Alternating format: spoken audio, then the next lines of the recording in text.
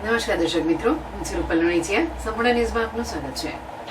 આગામી નવરાત્રીના પ્રથમ નોરતે મહારાજા શ્રી અગ્રસેન મહારાજની જન્મ જયંતિ છે અને શ્રી અગ્રસેન મહારાજ અગ્રવાલ સમાજના ઇષ્ટદેવ માનવામાં આવે છે. ત્યારે દેશભરમાં વસતા અગ્રવાલ સમાજના લોકો પ્રથમ નોરતે શ્રી અગ્રસેન મહારાજની જન્મ જયંતિની ખૂબ ધામધૂમથી ઉજવે છે. તે જ રીતે અંબાજીમાં પણ જન્મ જયંતિ ઉજવવા અગ્રવાલ સમાજની એક બેઠકમાં શ્રી અગ્રસેન ભવન ખાતે રાધેશ્યામજી અગ્રવાલના અધ્યક્ષસ્થાને યોજવામાં આવી હતી. અગ્રસેન જયંતિના દિવસે હોમ હવન સાથે વિશાળ શોભાયાત્રાનું પણ આયોજન કરવામાં આવ્યું છે અને ત્યારબાદ સમૂહ ભોજન પ્રસાદનું આયોજન થશે. જોકે આ કાર્યક્રમ દરમિયાન યુવા મંચ દ્વારા શોભાયાત્રાનું સુચારું આયોજન હાથ ધરાયું છે. અંબાજી અગ્રવાલ મહિલા મંચ દ્વારા અગ્રસેન જયંતિને લઈ 3 દિવસનો કાર્યક્રમ યોજાશે, જેમાં વિવિધ સાંસ્કૃતિક કાર્યક્રમો અને વિવિધ સ્પર્ધાઓનું પણ આયોજન કરવામાં આવ્યું છે.